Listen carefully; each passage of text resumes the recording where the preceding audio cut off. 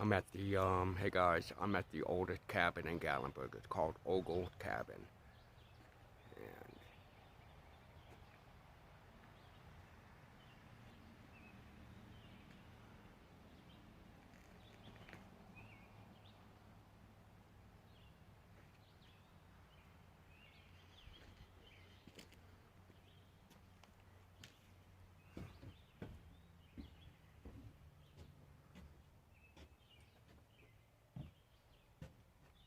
a little eerie.